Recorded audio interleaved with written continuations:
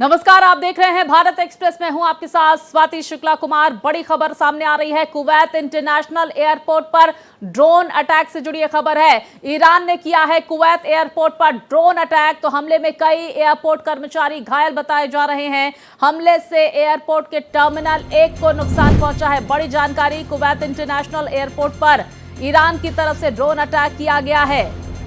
तो देखिए, drone attack में कई कर्मचारी वहां पर घायल बताए जा रहे हैं। लगातार जहां ईरान इजरायल के बीच जंग जारी है, ऐसे में देखिए कुवैत इंटरनेशनल एयरपोर्ट से ये तस्वीरें सामने निकल कर आ रही है, जहां पर ईरान की तरफ से ड्रोन अटैक किया गया है। आपको बता दें कि कई सारे पश्चिम एशिया के ये देश जिसकी तरफ से एयर स्पेस को बंद किया गया है, ऐसे में कुवैत इंटरनेशनल एयरपोर्ट पर ईरान की तरफ से ड्रोन अटैक किया गया है। कई कर्मचारी इसमें घायल बताए जा रहे हैं। ये बड़ी जानकारी कुवैत से सामने निकल कर आ रही है, जहां ईरान इजरायल के बीच जंग जारी है। अमेरिका पूरी तरह से जंग में उतरा हुआ नजर आ रहा है, तो वहीं पश्चिम एशिया के तमाम देशों पर ईरान की तरफ से भी कार्रवाई की जा रही है। अमेरिकी बेस को जहां निशाना बनाया जा रहा है, तो वहीं कुवैत इंटरनेशनल एयरपोर्ट को भी निशाना बनाया गया। ड्रोन से वहां पर अटैक किया गया है और उसके बाद की ये तस्वीरें देखिए सामने निकल कर आई। पूरा का पूरा एयरपोर्ट खाली नजर आ रहा है, जिसमें ये जानकारी भी है कि कई सारे ऐसे कर्मचारी जो घायल हुए हैं इस ड्रोन अटैक के बाद। तो बड़ी जानकारी देखिए, युद्ध क्षेत्र में फंसे भारतीयों को लेकर सरकार पूरी तरह से एक्टिव नजर आ रही है। नागरिक उड्डयन मंत्रालय का passenger assistant control room active नजर आ रहा है। हवाई यात्रियों की शिकायतों और सवालों को एड्रेस किया जा रहा है। तो देखिए, सोशल मीडिया प्लेटफॉर्म एयर सेवा पोर्टल के जरिए नजर रखी जा रही है। डेडिकेटेड हेल्पलाइन के जरिए भी पैसेंजर्स की चिंताओं पर नजर रखी जा रही है। भारतीयों की शिकायतों को सुलझाने की प्राथमिकता दी जा रही है। बड़ी जानकारी देखिए, हवाई यात्रियों की शिकायतें और सवालों को एड्रेस किया जा रहा है, क्योंकि बड़े स्तर पर जहां इंटरनेशनल फ्लाइट्स रद्द हुई हैं, ऐसे में यात्रियों को भी मुश्किलों का सामना करना पड़ रहा है और तमाम जो यात्रियों के सवाल हैं उन सभी का जवाब दिया जा रहा है। प्राथमिकता है यात्रियों की समस्याओं को सुलझाना। युद्ध क्षेत्र में फंसे भारतीयों को लेकर सरकार पूरी तरह से एक्टिव। हम देख पा रहे हैं कि किस तरह से लगातार बैठकों का दौर भी देखा जा रहा है। इसके साथ ही बीते कल सीसीएस की बैठक हुई, जिसमें किस तरह से युद्ध क्षेत्र में जो तमाम भारतीय फंसे हुए हैं उन्हें सुरक्षित लाया जाए, और ऐसे में कई सारे कदम जो है उठाए जा रहे हैं सरकार की तरफ से। लगातार बैठकों का दौर देखा जा रहा है। इसके साथ ही ईरान इजरायल के बीच जंग की स्थिति लगातार बनी हुई है। पूर्व राजदूत सुशील सिंघल जी हमारे साथ जुड़ गए हैं। सुशील जी, बहुत स्वागत है आपका। और मौजूदा स्थिति जो है सर, उस पर हम समझने की कोशिश करेंगे। लगातार भारत की फिलहाल ये प्राथमिकता है कि जो भारतीय अलग अलग देशों में फंसे हुए हैं उन्हें कैसे निकाला जाए, क्या कदम उठाते हुए भारत सरकार को आप देख रहे हैं? देखिए, भारत सरकार अभी, क्योंकि हमें जैसा कि मालूम है, करीब जो है 1 करोड़ के करीब लोग खाड़ी के देशों में रहते हैं, तो उन सबको निकालना तो एक बहुत ही बड़ा हरकुलियन टास्क है, क्योंकि एक तो इतना नंबर इतना बहुत बड़ा है। दूसरा जो है, अभी सारा जो एयरपोर्ट, सारे जो रास्ते हैं वो बंद हैं इस वक्त जी। तो जो भारत और भारतीय दूतावास इस वक्त क्या करने की कोशिश कर रहे हैं कि एक तो पहले उनको सबको लिंक कर रहे हैं कि ताकि उनको कोई जरूरत हो जहां पर वो एम्बेसी से लिंक कर सके। दूसरी तरफ जो है कि कोई उनको इंफॉर्मेशन देनी है तो उनको व्हाट्सएप ग्रुप से या उनको इंफॉर्मेशन दी जा सके। दूसरी, भारत जो दूतावास को ये जानकारी हो कि भारतीय किस किस क्षेत्र में कहां कहां पर हैं, तो अगर कहीं सिक्योरिटी सिचुएशन जो बहुत डिटेरियोरेट होती है तो उनको आराम से निकालने की सुविधा हो सके। सबसे बड़ा जो इस वक्त मेरे ख्याल से कोशिश है भारतीय दूतावासों की या भारत सरकार की, वो ये है कि उनको सबको एश्योरेंस दी जाए कि जहां अगर मदद होगी तो भारत सरकार, भारतीय दूतावास उनकी मदद के लिए वहां पर आएंगे। तो ये, क्योंकि इस वक्त इस एश्योरेंस की बहुत जरूरत है, जो भी भारतीय वहां पर नागरिक वहां पर हैं इस वक्त, और कुछ एक जगह घायल भी हुए हैं कुछ, तो वहां पर उनको उसी वक्त मदद मुहैया कराई गई है। तो इस वक्त जो है भारत सरकार और भारतीय दूतावास इस वक्त इस मोड में है कि उनको एश्योर किया जाए, भारतीय जो नागरिक हैं वहां पर, कि भारत सरकार उनके साथ में खड़ी होगी और आवश्यकता होगी तो उनको वहां से निकाला जाएगा। अब भारत ने बाकी जो इस वक्त ये जो मोड है वो इस वक्त ये स्तरीय आ रही है। बिल्कुल, लोगों को सुरक्षित निकालना प्राथमिकता है, लेकिन सिंघल साहब, मैं आपसे समझने की कोशिश करूंगी। ईरान भी दोस्त है, इजरायल भी दोस्त है, भारत किसके साथ दिख रहा है? देखिए, भारत जहां तक बात है, आपने बिल्कुल सही कहा कि भारत ईरान के साथ में हमारे सिविलाइजेशनल लिंक है, बहुत पुरानी संबंध है। इजराइल के साथ भी बहुत अच्छे हमारे भारत के संबंध हैं। खाड़ी के जो और देश हैं उन सब के साथ भी बहुत अच्छे संबंध है भारत के।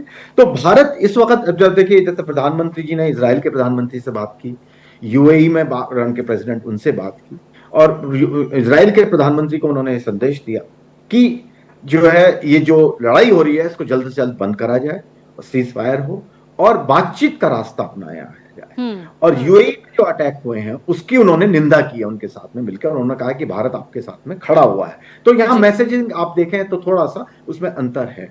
दूसरा, अब हमारे विदेश मंत्री जो है खाड़ी के जितने भी विदेश मंत्री हैं सबके साथ टच में है जी। तो भारत कोश अपने आप को बता रहा है कि हम आप सबके साथ में खड़े हैं, लेकिन हमारा संदेश सबको यह है कि इस युद्ध को जल्द से जल्द खत्म करा जाए ताकि शांति की तरफ बढ़ सके और बातचीत के रास्ते को अपनाया जाए। तो ये भारत बिल्कुल सर, ट्रम्प के बयानों पर भी अब हम आते हैं। ट्रम्प जो ये कहते हुए नजर आ रहे हैं कि फिलहाल जो युद्ध है लगभग 4 हफ्ते तक चलेगा, यानी ट्रम्प को भी कहीं ना कहीं ये पता है कि ईरान चुप रहने वाला नहीं है। दूसरी तरफ वो ये भी कहते हुए नजर आ रहे हैं कि ईरान के नए लीडरशिप से बातचीत चल रही है। ये नई लीडरशिप कौन हो सकती है सर? और जो 4 हफ्ते युद्ध चलने की बात, इसका मतलब बहुत सारे ऐसे देश हैं जो ईरान का सपोर्ट करते हुए नजर आ रहे हैं। जानकारियां ये भी आ रही है कि रशिया की तरफ से पूरी तरह से समर्थन का ऐलान ईरान को कर दिया गया है, और जो अपने नौसेना है रशिया की उसको पूरी तरह से एक्टिव कर लिया गया है रशिया ने।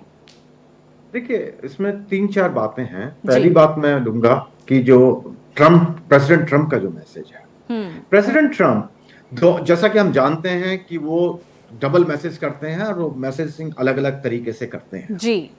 तो एक तरफ तो ईरान को ये धमका रहे हैं कि भाई हम अमेरिका, क्योंकि सबको ये लगता है कि अमेरिका लॉन्ग टर्म जो है इंटरेस्टेड नहीं है लड़ाई करने में, क्योंकि अभी तक का जो रिकॉर्ड रहा है प्रेसिडेंट ट्रम्प 2.0 का, वो ये रहा है कि वो एक अटैक करते हैं वापस आ जाते हैं, उसके बाद करते हैं विक्ट्री मैंने क्लेम कर ली। लेकिन इस बार जो मैसेजिंग कर रहे हैं बराबर ये कर रहे हैं कि अमेरिका को मालूम है कि उनको नुकसान होगा, और उनके 3 जो है उनके सैनिक मारे भी गए हैं, और ये कह रहे हैं कि और भी हमारा नुकसान होगा। तो वो ये दिखाने की कोशिश करें अमेरिका इस बार जो है लॉन्ग हॉल के लिए है, लंबी लड़ाई के लिए है, ये एक आध छुटपुट हरकत उसका लड़ाई करने के लिए नहीं है। तो ये ईरान को ये मैसेज दे रहे हैं जब कह रहे हैं कि 4 वीक तक चल सकता है। तो वो अपने कॉन्स्टिट्यूएंसी को मैसेज कर रहे हैं और ऑफ कोर्स दूसरे देशों को भी मैसेज कर रहे हैं। दूसरी तरफ वो ये भी कह रहे हैं कि ईरान की जो लीडरशिप है, जो नई लीडरशिप है, नई लीडरशिप से इनका मतलब ये है कि जो अभी जो 3 लोगों की उन्होंने काउंसिल बनाई है अभी, उसके बारे में वो बात कर रहे हैं, क्योंकि जो पहली लीडरशिप थी वो ऑलमोस्ट उन्होंने उसको खत्म कर दिया गया है। तो मिलिट्री लीडरशिप भी और जो पॉलिटिकल लीडरशिप है उसको भी खत्म कर दिया जाएगा। 3 मेंबर की जो काउंसिल है, और जब इस तक की सुप्रीम कमेटी की मीटिंग होगी उसके बाद में उनके जो सुप्रीम लीडर है उसका इलेक्शन होगा। वो कब होगी अभी वो कह रहे हैं बहुत जल्दी करेंगे, लेकिन उनका जो इशारा है वो नई इस लीडरशिप की तरफ है। 3 जो मेंबर्स की जो काउंसिल बनाई गई है उसकी तरफ उनका ये इशारा है। और वो ये मैसेज यहां जब बात कर रहे हैं वो ये कह रहे हैं कि ईरान से हमें जो मैसेज आया है कि ओमान के थ्रू, और वो बातचीत करना चाहते हैं, तो उन्होंने कहा मैं भी तैयार हूं उस बात को बातचीत करने के। तो ये डबल मैसेजिंग हो रही है। तो मेरे ख्याल से डिप्लोमेटिक चैनल अभी भी काम कर रहे हैं, क्योंकि ओमान के फॉरेन मिनिस्टर का भी बयान आया था कि तेहरान ने हमसे बात की है, कल ही उन्होंने बोला है कि हमारे से बात किया और वो डिप्लोमेटिक रास्ता इसका सॉल्यूशन निकालना चाह रहे हैं। क्योंकि ईरान की जो पोजीशन है, ईरान की नई लीडरशिप हो या ईरान की जो अथॉरिटीज हैं, उनकी जो पोजीशन है वो बड़ी वीक पोजीशन में है वो इस वक्त। बिल्कुल सर, मैं यही समझने की आपसे भी कोशिश करूंगी कि ईरान जो है वो पूरी तरह से युद्ध में उतर तो गया है, लेकिन कितने वक्त तक टिक पाएगा ये भी बहुत बड़ा सवाल है, और कौन कौन उसके सपोर्ट में आएगा। तो शायद ये युद्ध जो है थोड़ा लंबा खिंच सकता है, जिसका जिक्र अमेरिकी राष्ट्रपति करते हुए नजर आए। दूसरी तरफ एक और पॉइंट जरा समझाइए जरा। अमेरिका जो है ईरान से परमाणु वार्ता करता है, उसके वो वार्ता जो है लगभग अंतिम मोड़ में पहुंचने वाली होती है, उसके दौरान ये अटैक, इसके क्या मायने सामने निकल कर आ रहे हैं? देखिए, इसके लिए मैं बहुत समय से कहता रहा हूं, जब भी चैनलों पे जा रहा हूं, कुछ लोग बात को मानते हैं कुछ नहीं मानते। वो ये है कि अमेरिका जो प्रेसिडेंट ट्रम्प है वो कभी भी लड़ाई के चक्कर नहीं चाहते, वो केवल धमकी देकर। सर, आपको माफी के साथ रोकना चाहूंगी, एक बहुत बड़ी खबर आ रही है, हम दर्शकों तक ये खबर पहुंचा देते हैं। महायुद्ध से जुड़ी हुई इस वक्त की बहुत बड़ी खबर आ रही है बगदाद में, ये बड़ी जानकारी सामने निकल कर आ रही है। महायुद्ध से जुड़ी हुई सूत्रों के हवाले से इस वक्त की बड़ी खबर, हिजबुल्लाह नेता मोहम्मद राद मारा गया है। इजरायल के हमले में मारा गया है मोहम्मद राद। आईडीएफ ने पहली बार आयरन बीम से किया है अटैक। ये बड़ी जानकारी देखिए सामने निकल कर आ रही है। हिजबुल्लाह का नेता मोहम्मद राद मारा गया है क्योंकि हिजबुल्लाह पूरी तरह से ईरान के सपोर्ट में उतर आया था। इजरायल पर कई अटैक भी किए गए थे और अब जानकारी आ रही है हिजबुल्लाह नेता मोहम्मद राद मारा गया है। सिंगल साहब, तो मैं ये बता रहा था कि प्रेसिडेंट ट्रंप का जो अपना उनका जो सिद्धांत है वो ये है कि लोगों को, जैसे टैरिफ में उन्होंने किया, धमकाया लोगों देशों को और अपना काम निकालने की कोशिश करते हैं। ईरान के साथ भी उनका यही उद्देश्य था कि उनको, और वो बातचीत की वो एक तरीके से सफल भी हो रहे थे क्योंकि बातचीत चल रही थी न्यूक्लियर के बारे में। लेकिन यहाँ पे एक वाइल्ड कार्ड है इजराइल को अपनी जो है एग्जिस्टेंशियल थ्रेट है ईरान से। तो उनके जो उद्देश्य हैं वो थोड़े, प्रेसिडेंट ट्रंप के उद्देश्य थोड़े अलग है। उनका मेन उद्देश्य ये है, 3 उद्देश्य हैं उनके, जो वो है, एक तो न्यूक्लियर उनकी कैपेबिलिटी बिल्कुल से खत्म कर दी जाए। दूसरा है जो इनकी मिसाइल, बैलिस्टिक मिसाइल कैपेबिलिटी है उसको भी रेस्ट्रिक्ट किया जाए। तीसरा उनका उद्देश्य ये है कि जो इनके नॉन स्टेट एक्टर सपोर्टर हैं, हिजबुल्लाह जिसके बारे में भी बात हो रही थी, हमास है, हुदीस हैं, सीरिया में जो ग्रुप्स हैं, उनको जो है उनको लगाम लगाई जाए। तो प्रेसिडेंट ट्रंप तो उनका उद्देश्य केवल न्यूक्लियर था। और अगर आप याद हो कि 10 दिन पहले भागे भागे एकदम इजराइल के प्रधानमंत्री वहां पर वाशिंगटन गए थे क्योंकि वो प्रेसिडेंट ट्रंप वहां इंडिकेट करने लगे कि इजराइल, जो ईरान से बातचीत हो रही है हमारी, वो जो है सफलता की तरफ जा रही है क्योंकि ईरान कैप लगाने के तैयार है और इकोनॉमिक कोऑपरेशन करने के लिए तैयार है। वो रिसोर्सेज के बारे में भी डिस्कशन उनकी चल रही थी, लेकिन उससे इजराइल के प्रिंसिपल जो था, जो रिक्वायरमेंट है वो सेटिस्फाई नहीं हो रही। तो और ये बात कि अमेरिका और इजराइल ने मिलकर जो हमला किया, कि उसके बारे में भी अगर सेक्रेटरी ऑफ स्टेट का स्टेटमेंट आया है कल कि हमारा, अमेरिका के हाथ को उन्होंने फोर्स किया इजराइल ने, क्योंकि इजराइल अपने आप जाने के लिए तैयार था अगर अमेरिका उनका साथ ना दे तो भी। तो अमेरिका को एक तरीके से इजराइल ने फोर्स किया है कि वो ज्वाइन करें, क्योंकि उनकी इतनी असेट्स यहाँ पर हैं, इतने यहाँ पर है कि उनको खतरा था, क्योंकि उनका असली, बिल्कुल सिंगल सर, और कहीं ना कहीं अमेरिका का भी कोई हित होगा, शायद इसी वजह से अमेरिका ने भी ये स्टेप लिया। और इस बीच बड़ी खबर दर्शकों को बता दे, दुबई और दोहा में सुने गए धमाके, नए विस्फोटों की आवाज सुनी गई है। ये बड़ी जानकारी सामने निकल कर आ रही है। लगातार पश्चिम एशिया में तनाव की स्थिति, टकराव की स्थिति देखी जा रही है और इस बीच बड़ी खबर, दुबई और दोहा में सुने गए हैं धमाके, नए विस्फोटों की आवाज सुनी गई है वहां पर। देखिए, जहां कई सारे देशों ने पश्चिम एशिया के अपने एयर स्पेस को बंद किया है, तो वहीं नागरिकों के लिए भी लगातार एडवाइजरी जारी की जा रही है। ऐसे में दुबई और दोहा में धमाके सुने गए हैं, ये बड़ी जानकारी सामने निकल कर आ रही है। एक बार फिर से वहां पर विस्फोट की आवाज सुनाई पड़ी है। ऐसे में देखिए, लगातार अलग अलग इलाकों से ये तस्वीरें आ रही है, किस तरह से एहतियात भी बरता जा रहा है। लेकिन ईरान पश्चिम एशिया के वो इलाके जहां पर अमेरिकी बेस है उस पर अटैक करता हुआ नजर आ रहा है। इजरायल पर तो लगातार अटैक जारी है। इस बीच बड़ी जानकारी सामने निकल कर आ रही है इस युद्ध से जुड़ी हुई। तो दुबई और अबू धाबी के स्टॉक मार्केट बंद, इजरायल ईरान जंग के बीच स्टॉक मार्केट बंद किए गए हैं। यूएई ने बंद किए अपने शेयर मार्केट, ये बड़ी जानकारी सामने आ रही है। आज और कल बंद रहेंगे share market. Abu Dhabi securities exchange 2 दिन बंद रहेगा, तो वहीं दुबई फाइनेंशियल मार्केट भी 2 दिन बंद रहेगा। ये बड़ी जानकारी सामने निकल कर आ रही है। आज और कल बंद रहेंगे शेयर मार्केट।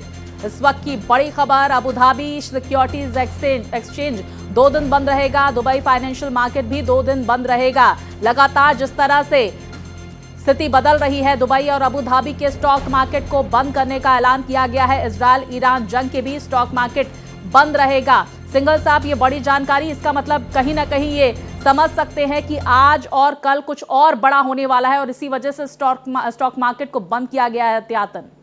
ना बिल्कुल, जो इंडिकेशन है स्टॉक मार्केट की, इतना ज्यादा वॉलेटाइल हो गया है मार्केट अब, और जिस तरह से अटैक हुए हैं अबू धाबी में, कुवैत में, वो जो है लोगों में बहुत उसका फाइनेंशियल मार्केट्स को बहुत ज्यादा इम्पैक्ट पड़ रहा है, भारत में भी उसका इम्पैक्ट पड़ा है और उनको तो बहुत ज्यादा इम्पैक्ट पड़ा है। और अभी जो है बहुत ही ज्यादा फ्लूइड सिचुएशन है वहां पर। तो जी। मेरे ख्याल से एहतियातन ये उन्होंने सही किया है कि इसको शेयर मार्केट्स को इस वक्त बंद कर दिया गया है। लेकिन ये दिखा रहा है कि स्थिति कितनी ज्यादा सीरियस है वहां पर हम्म। जो है, क्योंकि अबू धाबी जो यूएई है वो एक जो है प्रॉस्पेरिटी का सिंबल है सबके लिए। जी। और जिस तरह से वहां पे अटैक हुए हैं ईरान के द्वारा, हम्म। उसको यूएई ने ऑफ कोर्स उसको रिएक्ट भी बहुत स्ट्रांगली किया है और उनसे हम्म। कहा है कि भाई हमारा तो कोई मतलब नहीं है, क्योंकि बिल्कुल। वहां पे कोई वो भी नहीं है, उनका अमेरिकन बेस भी नहीं है यूएई में। लेकिन ईरान का इरादा ये है कि जितने भी खाड़ी के देश हैं सबको वो इन्वॉल्व करना चाहते हैं। हम्म। एक तो वो जो क्योंकि वो मेजर हब है अबू धाबी और जी। या दुबई, जो तो जहां पर जो फाइनेंशियली कैपिटल है एक तरीके की और वहां पे लॉजिस्टिक बहुत बड़ा हब है, तो उसको वो डिस्टर्ब करना चाह रहे हैं ताकि वो एक तो मार्केट में कहा तो बहुत ज्यादा जैसा कि उनका सक्सेसफुल भी हो गया एक तरीके से वो, क्योंकि मार्केट फाइनेंशियल मार्केट को उन्होंने सारा बंद कर दिया गया है। दूसरा वो चाहते हैं कि अमेरिका के ऊपर वो ये सारे देश प्रेशर डालें ताकि जी। जल्दी से जल्दी वो अपनी इनके साथ में इसको लड़ाई को बंद करें और बातचीत के रास्ते पे आए। बिल्कुल सिंघल सर, मैं ये भी आपसे समझने की कोशिश करूंगी। पहले आप जिक्र कर रहे थे कि भाई इजराइल तो पहले ही तैयार था कि हम अकेले भी अटैक कर सकते हैं, उसने अमेरिका का साथ मांगा और अमेरिका तैयार हुआ। अमेरिका के क्या हित इस अटैक के पीछे नजर आ रहे हैं? देखिए, अमेरिका के इंटरेस्ट भी जो हैं वो जो इजराइल के इंटरेस्ट हैं वही सेम इंटरेस्ट है उनके जी। पास। क्योंकि वो भी अमेरिका नहीं चाहता कि इजराइल जो है इतना ताकतवर बने कि वो सारे गल्फ कंट्रीज को उनको ऊपर हावी हो जाए। और उनके अगर वो उसके गल्फ अमेरिका ईरान हावी होता है, इसका मतलब चीन एंड रशिया जो उसके सपोर्टर हैं वो उस पर उनका दखल बढ़ जाएगा इस क्षेत्र में।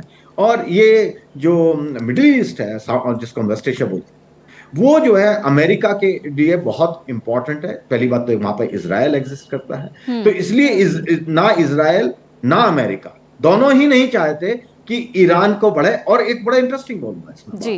कि ना ही जो खाड़ी के और जो देश हैं वो चाहते हैं कि ईरान ताकतवर बने, क्योंकि वो न्यूक्लियर एम्बिशन जो उनके थे या उनके जो नॉन स्टेट एक्टर काम कर रहे थे जी। वो उसके साथ में उनकी ताकत बहुत बढ़ रही थी। लेकिन खाड़ी के कोई भी देश इस बात के लिए तैयार नहीं थे कि वो ईरान की बात माने या ईरान उनके ऊपर हुक्म चलाने की कोशिश करे। तो वो भी नहीं चाहते थे, लेकिन वो उसके लिए प्राइस नहीं देना चाहते। वो क्योंकि उनको मालूम है कि अगर युद्ध होगा तो हमारे पे हमला हुआ जैसा कि हम हो रहा है बिल्कुल, तो वो उसको अवॉइड करना चाहते हैं, इसलिए प्रेशराइज कर रहे थे अमेरिका को। बिल्कुल। अब जब परिदृश्य बदला है सर, देखते हैं कौन कौन से देश खुलकर सामने आते हैं, क्योंकि बहुत सारे देशों की प्रतिक्रियाएं भी सामने निकल कर आ रही है पश्चिम एशिया के। तो देखिए बड़ी खबर सामने आ रही है ईरान इजराइल युद्ध के बीच। कुवैत से बड़ी खबर, कुवैत में अमेरिकी फाइटर जेट F-15 क्रैश हो गया है। जेट के गिरने से पहले पायलट सुरक्षित कूदा। ये बड़ी जानकारी देखिए सामने निकल कर आ रही है। कुवैत से अमेरिकी फाइटर जेट F-15 क्रैश हो गया है। तो देखिए फिलहाल पायलट सुरक्षित कूद गया। ये बड़ी जानकारी कुवैत से सामने निकल कर आ रही है। ईरान इजराइल युद्ध के बीच ये बड़ी जानकारी कुवैत से। तो देखिए जहां पश्चिम एशिया के अलग अलग इलाके जहां पर लगातार जंग की स्थिति बनी हुई है, कई सारे कदम पश्चिम एशिया के देश एहतियातन उठा रहे हैं। एयर डिफेंस सिस्टम कई देश लागू यहां पर पूरी तरह से एक्टिव करते हुए देखे जा रहे हैं। दूसरी तरफ ये देखिए कुवैत से ये तस्वीरें जहां पर अमेरिकी फाइटर जेट F-15 क्रैश हो गया है। गनीमत रही कि पायलट ने कूदकर अपनी जान बचा ली है। कुवैत से ये तस्वीरें आप अपनी टीवी स्क्रीन पर देख सकते हैं। इससे पहले कुवैत से यह भी जानकारी आ रही थी कि कुवैत इंटरनेशनल एयरपोर्ट पर ड्रोन से ईरान ने अटैक किया। और फिलहाल ये बड़ी खबर, अमेरिकी फाइटर जेट F-15 क्रैश हो गया है कुवैत में। जेट के गिरने से पहले पायलट सुरक्षित कूदा। तो लगातार हर एक अपडेट भारत एक्सप्रेस आप तक पहुंचा रहा है। और ये तस्वीरें देखिए किस तरह से अचानक ये अमेरिकी फाइटर जेट क्रैश होता है। F-15 क्रैश हुआ, आग लग गई उसमें। फिलहाल ये बड़ी जानकारी, पायलट सुरक्षित कूद गया है, उसने अपनी जान बचा ली है। तो लगातार जहां अमेरिकी जंगी जहाज आसमान में नजर आ रहे हैं, तो वहीं दूसरी तरफ ये बड़ी जानकारी कुवैत से सामने निकल कर आ रही है। अमेरिकी फाइटर जेट F-15 क्रैश हुआ है। वहीं ये तस्वीरें भी आ रही है जब पायलट सुरक्षित वहां पर पैराशूट से लैंडिंग करता हुआ। तो लगातार जहां पश्चिम एशिया के कई ऐसे देश जहां पर अमेरिकी बेस है, ईरान इन देशों पर हमला कर रहा है। अमेरिकी बेस पर हमला किया जा रहा है ईरान की तरफ से। दूसरी तरफ इजराइल ईरान पर अटैक कर रहा है। अमेरिका पूरी तरह से सपोर्ट करता हुआ नजर आ रहा है। अपने जंगी जहाजों को आसमान में छोड़ दिया गया है अमेरिका की तरफ से। ईरान पर ताबड़तोड़ अटैक हो रहे हैं। तो ये जानकारी सामने आई कि लगभग 30 घंटे में 2000 बम बरसाए गए ईरान पर। ईरान भी जवाबी कार्रवाई करता हुआ नजर आ रहा है। ईरान झुकने को तैयार नहीं है, भले ही टॉप लीडरशिप लगभग खत्म हो चुकी है। खामेनेई की मौत के बाद लगभग 48 ऐसे नेता हैं जिन्हें मारा गया है अमेरिका इजराइल की तरफ से ईरान पे जंगी कार्रवाई के तहत। और दूसरी तरफ अमेरिकी राष्ट्रपति ये कह रहे हैं कि लगभग 4 हफ्ते तक ये जंग और चलेगी। तो देखिए, जेट के गिरने से पहले पायलट सुरक्षित कूदा और ये तस्वीरें सामने निकल कर आई। तो तस्वीरें लगातार हम आपको टीवी स्क्रीन पर दिखा रहे हैं कि किस तरह से वहां पर F-15 विमान क्रैश हो गया है, लेकिन पायलट सुरक्षित कूदा। इस बीच ये बड़ी जानकारी, ईरान के शीर्ष सुरक्षा अधिकारी अली लारीजानी का बयान सामने आया है। अमेरिका से कोई बात नहीं होगी, अली लारीजानी की तरफ से कहा गया। अमेरिका से कोई बातचीत नहीं करेगा ईरान। अली लारीजानी का डोनाल्ड ट्रंप को सख्त संदेश देखने को मिला, जहां पर ट्रंप ने झूठे वादों से पूरे क्षेत्र को अस्थिर कर दिया है। तो बड़ी जानकारी देखिए सामने निकल कर आ रही है। अली लारीजानी का डोनाल्ड ट्रंप को सख्त संदेश। ट्रंप ने झूठे वादों से पूरे क्षेत्र को अस्थिर कर दिया। ईरान के शीर्ष सुरक्षा अधिकारी अली का बयान सामने आया है। अमेरिका से कोई बात नहीं होगी, अली लारीजानी का यह बयान सामने आया है, जहां अमेरिकी राष्ट्रपति डोनाल्ड ट्रंप ये कहते हुए नजर आए कि ईरान के नेतृत्व से बातचीत हो रही है, नई नेतृत्व से बातचीत हो रही है अमेरिका की। दूसरी तरफ ईरान के सुरक्षा अधिकारी की तरफ से प्रतिक्रिया सामने आई है कि अमेरिका से कोई बात नहीं होगी। तो वहीं महायुद्ध से जुड़ी इस वक्त की बड़ी खबर आपको बता दें, इंग्लैंड फ्रांस जर्मनी पर कर रहा है हमले की तैयारी। ये बड़ी जानकारी सामने आ रही है। ईरान पर साझा हमले की तैयारी की जा रही है इंग्लैंड, फ्रांस और जर्मनी की तरफ से। तो खाड़ी क्षेत्र में हमले पर पलटवार की तैयारी कर ली गई है। इस वक्त की बड़ी खबर, इंग्लैंड, फ्रांस और जर्मनी भी ईरान पर हमले की तैयारी कर रहे हैं। कई सारे देश इस महायुद्ध में पूरी तरह से उतरते हुए, जिसमें इंग्लैंड, फ्रांस और जर्मनी भी शामिल है। और ईरान पर हमले की तैयारी इंग्लैंड, फ्रांस और जर्मनी की तरफ से की जा रही है। बड़ी खबर देखिए इस वक्त की सामने निकल कर आ रही है, जहां ईरान इजराइल के बीच जंग लगातार जारी है। अमेरिका पूरी तरह से इजराइल के सपोर्ट में ताबड़तोड़ एक्शन लेता हुआ। दूसरी तरफ ये बड़ी जानकारी, इंग्लैंड, फ्रांस और जर्मनी ने भी ईरान के विरुद्ध युद्ध की तैयारी कर ली गई है। तो वहीं सिंघल साहब हमारे साथ लगातार बने हुए हैं, पूर्व राजदूत हैं। सिंघल सर, मैं समझने की कोशिश करूंगी, इंग्लैंड, फ्रांस और जर्मनी इन देशों ने भी पूरी तैयारी कर ली है ईरान के खिलाफ। दूसरी तरफ ईरान की तरफ से सुरक्षा अधिकारी ये स्टेटमेंट दे रहे हैं कि अमेरिका से कोई बात नहीं होगी। देखिए, वहां पे क्या है कि मैं पहले जो स्टेटमेंट है उसके बारे में बोलना चाहूंगा कि अली राजी ने बोला, जो स्टेटमेंट दिया है, आई थिंक उन्होंने जो उनकी पोजीशन है वो वहां थोड़ा सा फ्लूइड है उनकी अपनी पोजीशन। तो वो अपनी, मेरे ख्याल से अपने आप को, जो उनका ग्रुप है उसकी पोजीशन स्ट्रेंथ करने की कोशिश कर रहे हैं, क्योंकि वहां पे गुस्सा है। तो इसलिए वो कह रहे हैं कि भाई हमारी तरफ से कोई बातचीत नहीं होगी। लेकिन ये आधिकारिक मेरे तरीके से इसको इतनी तवज्जो देना इसमें थोड़ा मेरे ख्याल से होगा, क्योंकि वहां फैक्शन फाइट भी चल रही है। हर ग्रुप जो है अपने आप को बड़ा स्ट्रांग दिखाने की कोशिश कर रहा है, क्योंकि वहां पावर वैक्यूम है, एक काउंसिल है। दूसरी बात जो है, जहां तक इंग्लैंड और फ्रांस की बात है जो साथ में आए हैं, ईरान ने ऑलरेडी वाइड कर दिया है, क्योंकि साइप्रस में उनके जो अड्डा है यूके का, उनके जो बेस है उसको अटैक किया है। एंड फ्रांस और यूके पहले से ही उन्होंने कोई विरोध नहीं किया है इसका, और उन्होंने बल्कि कहा था कि ईरान को जो न्यूक्लियर बम बनाने की कैपेसिटी है उसको खत्म करना चाहिए। तो उनके साथ ही थे वो, कभी उन्होंने उसका विरोध नहीं किया, क्योंकि वो नाटो के मेंबर भी हैं दोनों। तो जो अब यूरोपियन यूनियन और या नेटो के जो कंट्रीज हैं वो अमेरिका और इजराइल के साथ में खड़े हुए नजर आ रहे हैं, क्योंकि पहले यूके ने कोशिश की थी कि वो थोड़ा युद्ध से अलग रहे। उन्होंने मना किया था कि हमारे जो बेस है वहां पर हम उनको अलाउ नहीं करेंगे, लेकिन अब डिफेंसिव अटैक के लिए उन्होंने परमिशन अब एग्री कर रहे हैं। और जी। क्योंकि साइप्रस के जो उनका बेस है उसके ऊपर अटैक वो कर दिया ईरान ने, तो हम्म। उसने ईरान ने अपने आप ही उनको इनवाइट कर लिया है इस कि वो एक तरफ खड़े हों अमेरिका के साथ में। हम्म। क्योंकि ईरान की इस वक्त जो कोशिश हो रही है, वो जितने भी देश पॉसिबल है उनको इन्वॉल्व करने की कोशिश कर रहा है। और वो कितनी सक्सेसफुल होगी, क्योंकि वो प्रेशर टैक्टिक की तरह यूज करना चाह रहे हैं। दूसरा, एक और मैं बात कहूंगा जी कि सर। ईरान के फॉरेन मिनिस्टर ने भी कल जो है एक बयान दिया है, हम्म। जो कि वो दिखा रहा है कि वहां पे जो लीडरशिप है आर्म फोर्सेस की, हम्म। उसमें वहां वैक्यूम आ गया है। क्योंकि उन्होंने कहा है कि ओमान में जो हमला हुआ था वो उनकी किसी को जानकारी नहीं थी, वो क्योंकि और वो अपने आप इंडिपेंडेंट जो यूनिट्स हैं उन्होंने किया है।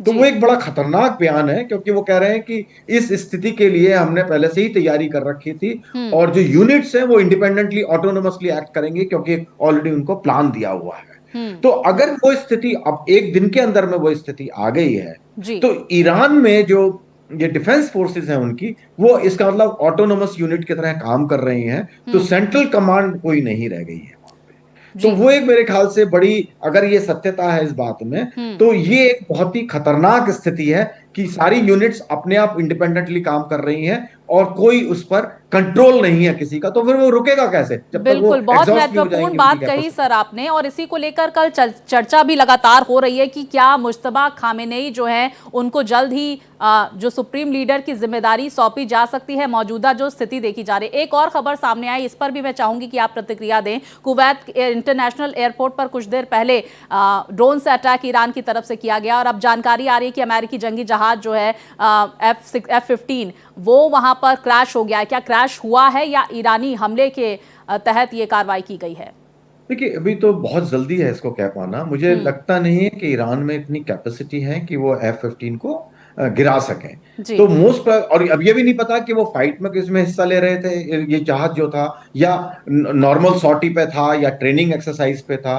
क्योंकि अभी तो अमेरिका की तरफ से तो कोई बयान आया नहीं। ये तो सत्यता है कि भाई जो आप फोटो दिखा रही हैं कि वो कि F-16 का क्रैश हुआ है। I would hmm. Use the word crash here. और हम्म। उसमें पायलट इजेक्ट किया है, कुवैत की एरिया में किया है मोस्ट लाइकली उसने। तो मुझे जो लग रहा है कि अभी इसके बारे में एक इंफॉर्मेशन और ज्यादा आनी चाहिए, और जी। मेरे ख्याल से अमेरिका, कुवैत और की तरफ से इसके बारे में कोई बयान जारी होगा, तब हमें पता लगेगा कि एक्चुअल में क्या हुआ है। हाँ, ये सत्यता है कि क्रैश हुआ है उसका, हम्म। लेकिन किस स्थिति में हुआ है वो अभी किसी की जानकारी नहीं है। क्योंकि जो अभी तक विजुअल आ रहे हैं उसमें कोई मिसाइल आती हुई या कुछ नजर नहीं आ रहा है, जी। जस्ट एक्सप्लोजन दिखाया जा रहा है। हम्म। तो इसलिए वो कह पाना कि भाई ईरान ने किया, ईरान तो ऑफकोर्स क्रेडिट लेना चाहेगा ही, जी। क्योंकि ईरान ने ही अनाउंस किया है इस बात को भी, जहां हम्म। तक मेरी जानकारी है। हाँ। लेकिन उसको क्रेडिट उसको ईरान को मिलना चाहिए उसका या नहीं, हम्म। मेरे के लिए उसके लिए हमें इंतजार करना बिल्कुल, थोड़ा इंतजार करना पड़ेगा। और सिंघल साहब, जो मैं आपसे सवाल कर रही थी, क्या मुश्तबा खामेनेई को लेकर जल्द ही ऐलान किया जा सकता है ईरान की तरफ से? देखिए, मुस्तफा खामिनी जो एक बहुत स्ट्रांग कंटेंडर है, हम्म। लेकिन वहां उनके यहाँ एक प्रोसेस है जी। जिस तरीके जो कि इलेक्ट करेगी। ये जो है करीब 88 मेंबर क्लैरिक होती है, असेंबली ऑफ एक्सपर्ट्स, जी। जो मिलकर के सिलेक्शन करती है। हम्म। तो जब तक उसकी मीटिंग नहीं होती, तब तक जो है कहना कि उनको बना लेंगे नहीं बनाएंगे। ऑफ कोर्स वो बहुत स्ट्रांग कंटेंडर हैं, इसमें कोई हम्म। शक नहीं है, क्योंकि उनके क्रेडेंशियल भी बहुत अच्छे हैं। उनके फादर थे खामिनी साहब, तो और वो उनको तरीके से ग्रूम भी किया जा रहा था। हम्म। लेकिन दूसरे फैक्शन, क्योंकि और भी लोग इसमें, जो अली राजा आरवी हैं जैसे, जो रिलीजियस काउंसिल के मेंबर हैं, वो भी इसमें एक अपनी दखल रखते हैं, क्योंकि उनका भी नाम इसमें चल रहा है। तो अभी वहां पर फैक्शन फाइट होगी मेरे ख्याल से। जी। कोशिश करी जाएगी लोगों में कि हम्म। वो कि कौन उसमें आगे आए। हम्म। और इसमें आईआरजीसी का भी बहुत बड़ा हाथ रहेगा, क्योंकि सबसे महत्वपूर्ण इस वक्त अंग वहां सबका जो बिल्कुल। एस्टेब्लिशमेंट हम्म। वो है। वो किसको आईआरजीसी, सपोर्ट, बिल्कुल, क्या वो स्टेप देखना। आईआरजीसी लेता है ये देखना होगा। सिंघल साहब, हमारे साथ एक और मेहमान भी जुड़ गए हैं, अनुपम तिवारी जी हमारे साथ जुड़ गए हैं, डिफेंस एक्सपर्ट। अनुपम जी, बहुत स्वागत है आपका।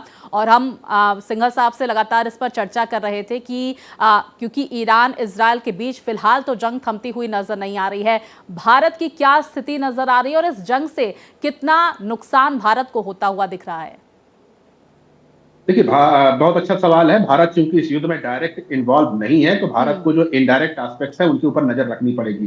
अब सबसे बड़ी समस्या भारत के लिए ये रहने वाली है कि एक तो ये जो इस युद्ध की वजह से इकोनॉमिकल जो इफेक्ट्स आएंगे कि तेल के दामों में बढ़ोतरी होगी, शेयर मार्केट क्रैश करेंगे, और भी जो आयात निर्यात का इशू है उसके ऊपर कुछ प्रॉब्लम्स क्रिएट होंगी, चूंकि होर्मुज बंद जैसा ही हो रखा है। ऑफिशियली भले होर्मुज का स्ट्रेट बंद नहीं किया गया है, लेकिन फिर भी हमेशा के ये कंपैरिजन में आज 70% व्यापार बाधित है होर्मुज की वजह से। तो ये सब चीजें भारत के लिए एक समस्या खड़ी होने वाली है, और उससे बड़ी प्रॉब्लम आएगी जो प्रवासी भारतीय उस इलाके में रहते हैं, चाहे ईरान हो, सऊदी अरेबिया हो, यूएई हो, या फिर और तमाम देश हैं। एक अच्छी खासी वर्कफोर्स भारत की इन इलाकों में निवास करती है, और उनको सुरक्षित वहां से लेके आना ये भारत के लिए एक बहुत बड़ी चुनौती रहने वाली है। और सिर्फ लेकर के आना नहीं, लेकर के आएंगे आप उनको तो उसके बाद उनके रहने का, खाने पीने का इंतजाम भी करने पड़ेंगे, जो कि एक समस्या है। लेकिन इसके बावजूद भारत की जो अभी जो सबसे बड़ी एक चिंता है, जो कल हमने पाकिस्तान में देखी कि किस तरह से पाकिस्तान में एक भीड़ ने वहां के अमेरिकन काउंसलेट के ऊपर अटैक कर दिया, जहां पर गोलीबारी घटनाएं हुई और 8 से 10 लोग मारे गए। तो उस तरह की घटनाएं यहां पर भी हो सकती हैं। जो भी कुछ ऐसे एलिमेंट्स हैं हिंदुस्तान के अंदर जो कि यहूदियों को निशाना बना सकते हैं इजराइल के विरोध में, या फिर कुछ इस तरह की हरकतें कर सकते हैं जिससे यहाँ पे लॉ एंड ऑर्डर की सिचुएशन में एक क्वेश्चन मार्क लगे। तो इसके ऊपर हमें लगातार ध्यान देना पड़ेगा। कश्मीर से लेकर के हमारे लखनऊ तक, लखनऊ से लेकर के साउथ के तमाम शहरों तक आयतुल्लाह अली खमेनेई के समर्थन में कुछ जुलूस निकाले जा रहे हैं, लोग विरोध प्रदर्शन कर रहे हैं। तो अगर वो शांतिपूर्ण तक रहे तो ये एक बेहतर तरीका रहेगा। लेकिन अगर यहाँ पर कुछ उपद्रवी तत्व भी आए और वो हर जगह पर कुछ खुरापात करने की मंशा उनके अंदर है, भारत को दहलाने की मंशा है इन विरोध प्रदर्शनों के बिहान के आड़ में, तो भारत की सुरक्षा एजेंसियों को यहाँ पर बहुत सतर्क रहना पड़ेगा। और जहां तक मेरी जानकारी है इसके ऊपर लगातार काम हो रहा है। कुछ भी अनएक्सपेक्टेड भारत में ना हो पाए, सुरक्षा के लिहाज से उसके ऊपर काम किया जा रहा है। बाकी आर्थिक और वैश्विक जो हालात हैं वो तो पूरे विश्व को भुगतने हैं, और उसके ऊपर भारत अपनी नजर रखेगा। बिल्कुल, देखिए वैश्विक उथल पुथल का दौर जारी है। सिंघल साहब, ये भी हम एक बार फिर से आपसे समझ लेते हैं, क्योंकि जो तमाम यातायात है पूरी तरह से प्रभावित हो रहा है, जो फ्लाइट्स हैं वो रद्द हुई हैं। ऐसे में जो लोग फंसे हुए हैं ये गल्फ कंट्रीज में, इन्हें भारत कैसे वापस लाएगा? क्या जल मार्ग का सहारा लिया जाएगा? देखिए, बात यह है कि अगर लड़ाई चल रही है तो हवाई रास्ते तो बंद हैं, हमारे यहाँ से करीब 500 फ्लाइट हमने कैंसिल करी हैं। तो अगर ये स्थिति बिगड़ती रहती है, बराबर खराब होती रहती है, तो जो फंसे हुए हैं उनको लाने के लिए फिर पानी का रास्ता ही अपनाना पड़ेगा। और मैं उसके लिए हमने पहले भी किया है, यमन में जब हुआ था तब भी हमने पानी के रास्ते से ही काफी इवैक्यूएशन की थी। तो वो ही मेरे ख्याल से एक रास्ता बचेगा, क्योंकि अगर लेकिन थोड़ा सा अगर ये जल्दी खत्म हो गया तो अलग बात है, लेकिन अगर कुछ लंबा चला तो हमें वही रास्ता मेरे ख्याल से अपनाना पड़ेगा उसके। और जो बात तिवारी साहब कह रहे थे, अनुपम तिवारी जी जो कह रहे थे कि भारत पर इसका व्यापक असर देखने को मिलेगा, खासकर महंगाई बढ़ेगी, जिसका असर भी हम देख पा रहे हैं। और हम शेयर बाजार में भी देख रहे हैं कि किस तरह से जैसे ही शेयर बाजार खुला, एक बड़ी उथल पुथल और बड़ी गिरावट जो है वो दर्ज की गई है। देखिए, बात यह है कि शेयर मार्केट तो बहुत सेंसिटिव है, और यहाँ तो ये लड़ाई हो गई है इतनी बड़ी, तो शेयर मार्केट का सभी को उम्मीद भी थी, ये तो मतलब एक्सपेक्टेड लाइन पे है कि शेयर मार्केट डाउन जाएगा।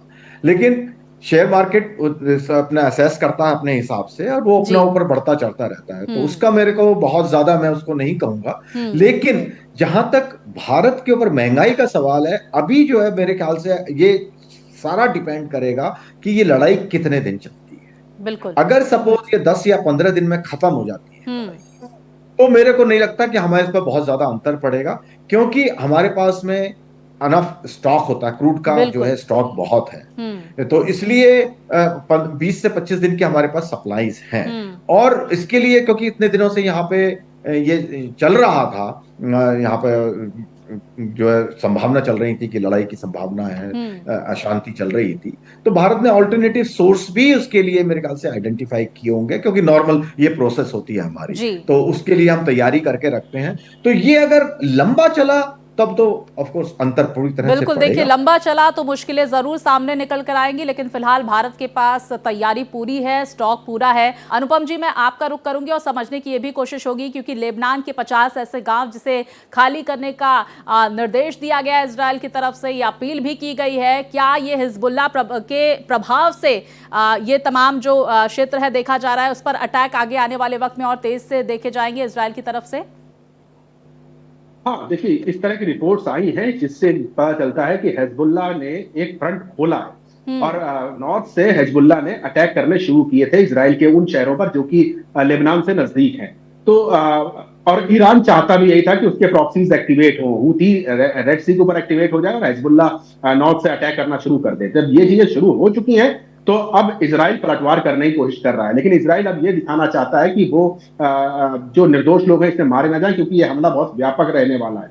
तो हिजबुल्ला के प्रभाव क्षेत्र के जितने भी गांव हैं, जितने भी कस्बे हैं, उनके ऊपर आप एक मैसिव अटैक इजराइल की तरफ से देखने वाले हैं। और उस अटैक का स्केल इस लेवल का होगा कि इजराइल कोशिश करेगा कि हिजबुल्ला के जितने भी कमांडर्स हैं इस समय जो काम कर रहे हैं, हालांकि हिजबुल्ला के तमाम टॉप कमांडर्स तो इजराइल पहले ही एलिमिनेट कर चुका है, लेकिन अब जो लोग एक्टिवेटेड हैं उनको भी पूरी तरह से खत्म कर दिया जाए। तो एक मैसिव अटैक लॉन्च होने वाला है, या हो सकता है इस समय तक शुरू भी हो गया हो। ये यही दिखाता है कि इस वॉर के केवल एक जो सीधे एस्पेक्ट दिख रहे हैं, उसके अलावा कई और वॉर एक साथ चल रहे हैं। तो अभी आप देखेंगे कि एक युद्ध का एक दायरा यमन के ऊपर भी खुलता हुआ दिखाई देगा, जहां पर हूतीस ऑपरेट करते हैं। इसके अलावा ईरान के ऊपर लगातार प्रहार जारी है। ईरान भी दावा कर रहा है कि उसने यूएसएस अब्राहम लिंकन के ऊपर अटैक किया है, यूएसएस गेराल्ड फोर्ड के ऊपर अटैक किया है। हालांकि इसके कोई बहुत पुख्ता सबूत वो पेश नहीं कर पाया है, लेकिन अगर ऐसा हुआ है, अगर मिसाइलों ने अब्राहम लिंकन और गेराल्ड फोर्ड के ऊपर कुछ भी क्षति पहुंचाई है, तो आप देखेंगे कि रिटेलिएशन भी बहुत जबरदस्त होगा। तो इस युद्ध के बारे में अभी फिलहाल ये कहना कि ये किधर जा रहा है, ये बहुत जल्दबाजी होगी और अभी हमें कुछ और दिन इसका इंतजार करना पड़ेगा कि आखिर इस युद्ध का दायरा फैलेगा कहां तक। और दायरा फैल भी रहा है अनुपम जी। हम देख रहे हैं कि फ्रांस, इंग्लैंड और जर्मनी भी अब पूरी तरह से ईरान के खिलाफ युद्ध की तैयारी करते हुए नजर आ रहे हैं। अभी कल रात में एक रिपोर्ट आई थी जिसमें कहा गया था कि कुछ मिसाइलें साइप्रस के ऊपर फायर करी गई। अब देखिए साइप्रस इस इलाके से दूर भी है, लेकिन उसके बावजूद अगर साइप्रस पे ईरान ने अटैक किया है तो ये एक साफ इंडिकेशन है कि ये युद्ध मिडिल ईस्ट की बाउंड्रीज के बाहर भी जा रहा है। और एक चीज और मैं आपको याद दिला दूं कि अयतुल्ला अली खमेनी ने अभी कुछ दिनों पहले ही ये दावा किया था कि उन्होंने 4000 किलोमीटर तक मार करने वाली मिसाइलें बना रखी है। हालांकि इनके दावे में बहुत वजन नहीं दिखा था, लेकिन फिर भी अगर ये दावा कुछ हद तक सही है और 3000 किलोमीटर तक मार करने वाली मिसाइलें उन्होंने बना ली हैं, तो इसका मतलब ईस्टर्न यूरोप अब सुरक्षित नहीं है। क्योंकि बिल्कुल देखिए, और यही वजह है कि हर एक देश जो है अपने लिए कदम उठाते हुए नजर आ रहे हैं। एक शॉर्ट में आंसर सर मैं आपसे लेना चाहूंगी, सिंघल सर, कि क्या ये वक्त जो है अमेरिका को इस युद्ध में कूदने की जरूरत थी? क्योंकि वहां पर जिस तरह से अमेरिकी राष्ट्रपति ये कहते हुए नजर आए कि हम शांति दूत हैं, शांति के पक्षधर हैं, और उसके बाद इस तरह से युद्ध में कूद जाना, क्या इस अमेरिका के लिए कहेंगे आप? नहीं, देखिए America, president Trump under America जो है वो बड़ा ही अलग तरीके से काम कर रहा है। और प्रेसिडेंट ट्रम्प चाहते हैं कि उनकी जो वो कहें सारे देश उनकी बात को माने, और जो नहीं मानता है उसको अलग अलग तरह की धमकी देते हैं। और वो टैरिफ की तो ईरान को धमकी नहीं दे सकते थे, क्योंकि उनके पास में जो उसके साथ व्यापारी नहीं है कोई, ऑलरेडी इतनी सैंक्शन लगा रखी हैं। तो वो उन्होंने उनको फिर मिलिट्रीली उसको डराने की कोशिश की और इसीलिए इतना बड़ा बिल्डअप किया जी। और उनका इरादा ये था, क्योंकि वो ये भी खबरें आ रही हैं कि वो बड़े सरप्राइज थे कि इतनी खराब इकोनॉमी हालत में भी ईरान जो है झुका नहीं। और बहुत महत्वपूर्ण बात कही सुशील सर आपने कि ईरान इस स्थिति में है जिस तरह से वो रिटेलिएट कर रहा है, शायद अमेरिका को भी ये अंदाजा नहीं था। अब ये युद्ध कहां जाता है ये देखना महत्वपूर्ण होगा। फिलहाल अनुपम तिवारी जी और सुशील सिंघल जी, आप दोनों का बहुत धन्यवाद, आप दोनों हमारे साथ जुड़े और इस विषय पर विस्तार से चर्चा की। इसी के साथ इस बुलेटिन में फिलहाल इतना ही। खबरें लगातार जारी है, देखते रहिए भारत एक्सप्रेस।